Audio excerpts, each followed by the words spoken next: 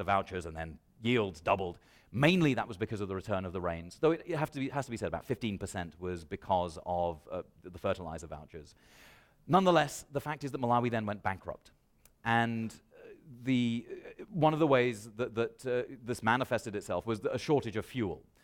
Earlier on this year, there were protests in the cities as a result of the shortage of fuel, and the authoritarian side of the Green Revolution made itself manifest. 18 people were killed in these protests around the shortage of fuel that had their origins in the imposition of the Green Revolution. So Malawi is learning all the wrong lessons about Green Revolution technologies, and sadly, Malawi is addressing the issue of the financial unsustainability of giving away these fertilizer vouchers, but the way it's doing it is quite tragic. What they've decided to do is create a Green Belt initiative, it's called. Again, Green Belt, it sounds terrific. The trouble is that this Green Belt initiative involves turfing off farmers from the most productive land in southern Malawi and selling it to Indian and Chinese investors so that they can grow sugarcane. Indian investors can grow sugarcane to export to India. In other words, the way to pay for the failure of the Green Revolution in Malawi is to authorize land grabs. Now, this seems to me a manifest dead end, but it's not the only story that can be told about Malawi. And so the last story I want to tell is kind of a hopeful one. And it's a story that's made possible in part by the fact that the government has underinvested in northern Malawi. And in northern Malawi, there is a vision of agricultural change that takes not only the technologies of a possible future agriculture seriously, but also takes seriously the distribution problem. Again, remember, we're in a world today where there are 1 billion people who are going hungry, who are undernourished, who get less than 1,900 calories a day. But also, we have more calories produced per person than ever before in human history. The problem is, certainly today we face a grave problem of distribution, and we need to be thinking about power in the food system. The group around the world that I draw a great deal of inspiration from in thinking about that power is an international peasant group called La Via Campesina. And they have, since the early 1990s, been fighting not only for a different vision of agriculture, but a vision in which we think about power, in which the power around to be able to decide what a food system looks like is much more democratically distributed. And their vision for change is called food sovereignty. And food sovereignty, when you listen to it, when you hear it, food sovereignty sounds exactly like what Malawi did. Malawi decided that it wasn't going to take it from the World Bank anymore. It wasn't going to take their advice. It was to do its own thing. But food sovereignty isn't the same thing as government sovereignty. Food sovereignty is about communities making decisions about their food and agriculture policy. Now, what that looks like is actually anyone's guess. Food sovereignty, when I say it's about communities making their own choices about food and agriculture policy, that tells you very little about what that policy actually is. But what it does do is open up the door to a democratic discussion. It postpones to the future the actual substance of agriculture and food policy, but it brings to now the discussion that needs to be happening democratically. And in order for that discussion to happen democratically, the relations of power that prevent a democratic discussion from happening need to be challenged. And for Via Campesina, one of the slogans around that is that food sovereignty is about an end to all forms of violence against women. Food sovereignty is about an end to all forms of violence against women. Now, what does that mean? I mean, if we're talking about food, how do we end up talking about violence? Well, bear in mind that 60% of the people going hungry today are women or girls. And that's not an accident. That is structurally part of the way, it's how capitalism rests on older traditions and older histories of patriarchy, and in some ways have been made worse by capitalism. But this idea that food sovereignty is about an end to all forms of violence against women is a sort of political reminder that in order for democracy to happen, we need equality. And we need that equality not just at the World Trade Organization. We need for agriculture to be removed from the World Trade Organization. That's what Via Campesina is demanding. But also for there to be equality within government policy making and also equality within the home. And so I'm priming the discussion about the final story I want to tell about Malawi with this idea of food sovereignty, because what's happening in northern Malawi strikes me as a fantastic example of food sovereignty at work. And the story is about a project that started off as an HIV/AIDS project at a hospital and has grown to an experiment called the Soils, Food and Healthy Communities Project that involves over 5,000 farmers. And again, this is the work of Rachel Besner-Kerr at the University of Western Ontario, and is doing fantastic work on this. Her work and the groups that she works with there have worked with farmers to discover new ways of farming that don't involve fertilizer and pesticide. And farmers are discovering all kinds of things, because every farmer is empowered to experiment. It's not just one Norman Borlaug, it's 5,000 of them. And they are experimenting, and they're discovering all kinds of things. They're discovering that if you grow leguminous trees, for example, these are terrific because they fertilize the soil. They help. They provide shade cover, and that's important because in certain parts of Africa, it just gets so hot that photosynthesis shuts down. And so, when you have a 15% increase in shade cover, you also have a 15% increase in yield. They find that these trees are terrific because they also provide firewood, and it's often women's labor to go get that firewood. So having the firewood in the field is tremendously useful. They find that growing cowpea and pearl millet together with maize often increases in yield for all of these things than one might find if you planted them in a monoculture. So through some of these experiments, they've discovered that they can outperform even the fertilizer program. They can do better than the fertilizer program by 20%.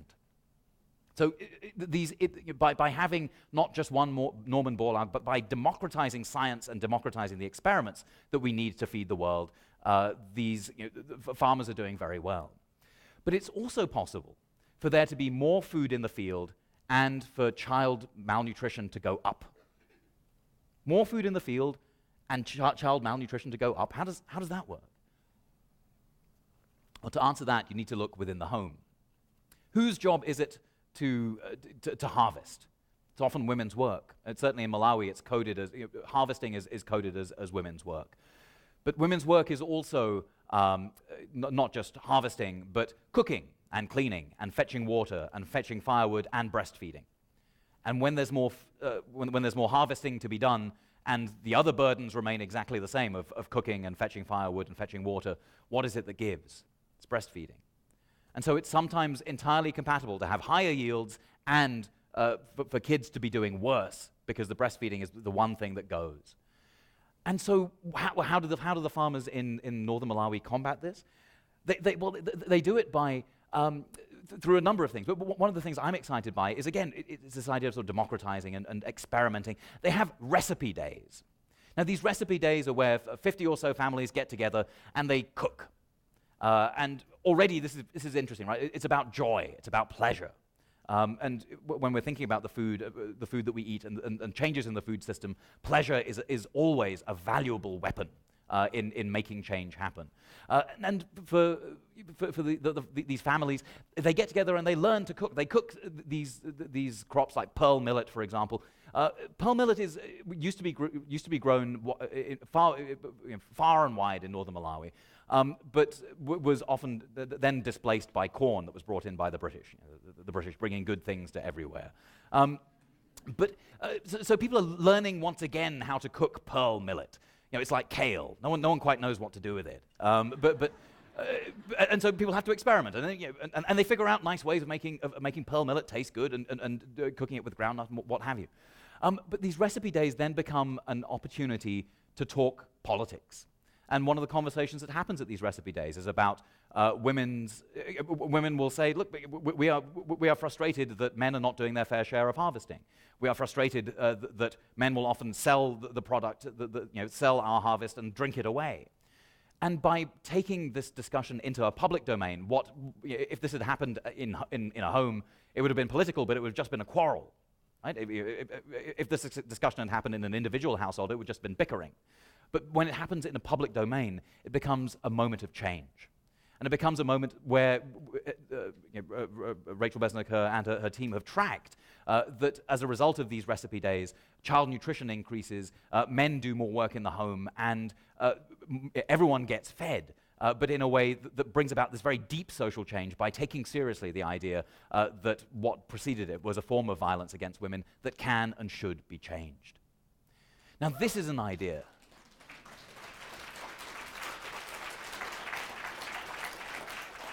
No, this is an idea that is, and I want to draw to a close here, but by suggesting that it's these kinds of ideas that are going to feed the world. Now, and I mean that not just in terms of the shift towards more organic and biodynamic farming, although we do have plenty of evidence to suggest that in a world where fossil fuel is becoming more expensive, where water is becoming scarcer, where climate change is making the kinds of ideal conditions in which the sort of the small period in history when the Green Revolution was possible, making the conditions that the Green Revolution needed in order to thrive, those conditions are no longer going to be with us when we have many more storms, many more extreme weather events.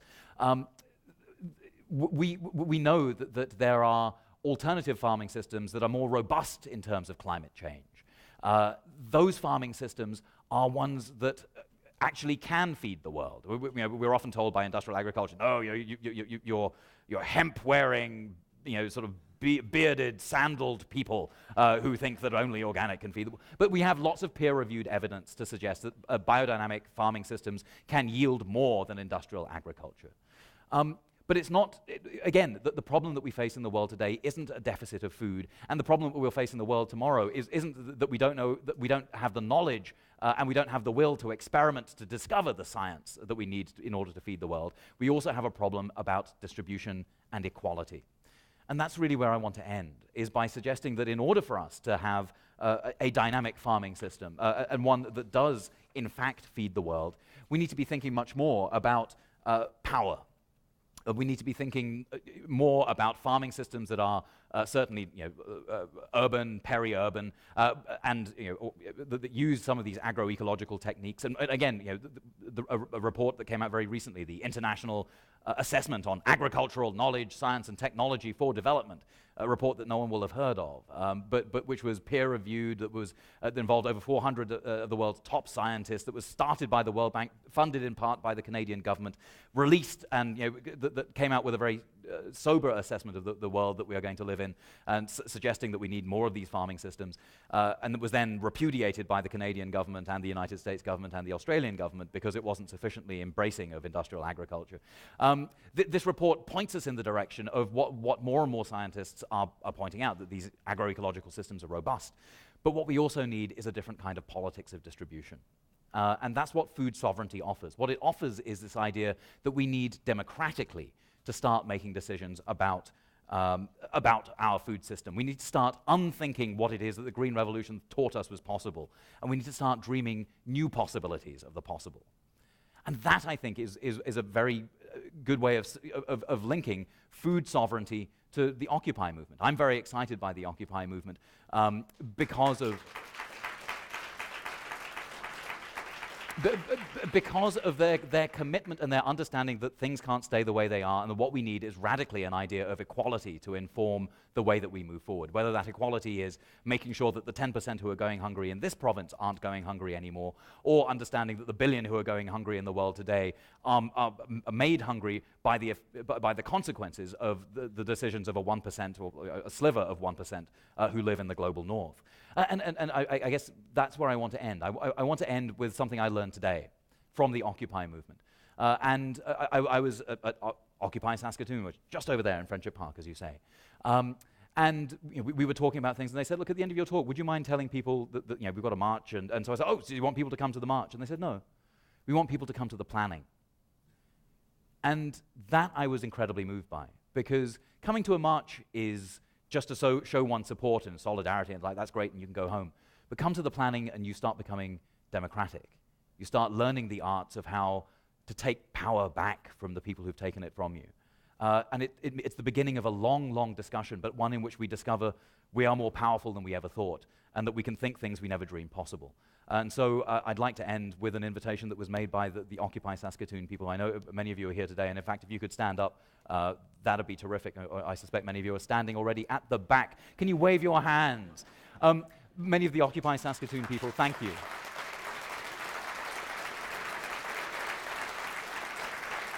They've invited everyone here to join with them in a planning discussion. And since there will be jazz and booze, jazz, booze, and planning, these are three perfect things. So maybe that's a good place to end, but thank you so much for being open to this discussion.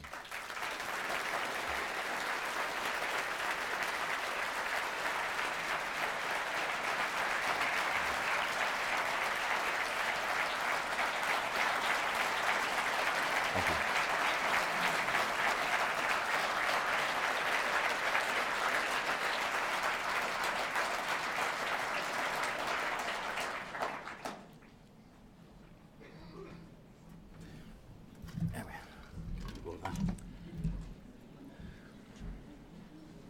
All right, as was mentioned at the introductory welcome remarks, Raj has agreed to take some questions.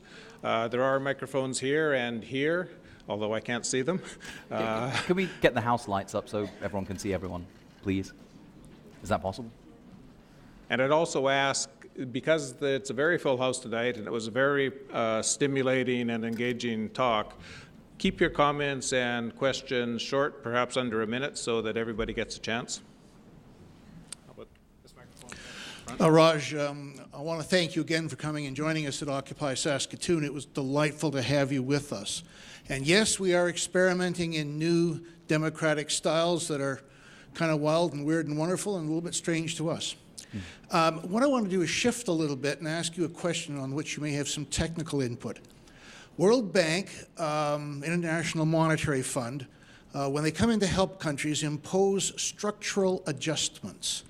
Can you talk a little bit about what effect structural adjustments have had on food production in places like Africa? Yes, I mean, I have a sort of anecdote about the World Bank. If some of you may have heard it, but if you haven't, in order to understand how the World Bank works, think of the Terry Gilliam film Time Bandits. Has anyone here seen? It was a Monty Python crew. A couple of people who smoke drugs have seen that. For those of you who haven't, Time Bandits is this film about disgruntled former employees of God. We know that the universe was built in 6 days, so it was a rushed job, and there are holes in the universe, and these holes are used by God's disgruntled employees who want to rob people. And so they rob Napoleon in one scene of this film. They jump through a hole in the universe and they end up in Sherwood Forest, where they are met by John Cleese. John Cleese is playing Robin Hood as an upper-class twit, and he introduces himself as Hood. Now, Hood is very excited to see all Napoleon stuff, and he said, well, this is tremendous. Oh, thank you very much indeed. The poor will love this. Have you met the poor? They're charming people. Of course, they don't have 2 pennies to rub together. That's because they're poor. And so Hood arranges for the distribution of stuff. And he bring on the poor. A line of disheveled people are brought on. And so Hood works the line and gives rubies. Rubies to you, yes, well done, congratulations, jolly good. And yes, how long have you been poor? Jolly good. And next to Hood is this big bloke who takes whatever Hood has given and punches the poor person in the face. So that's how the World Bank works. That's the.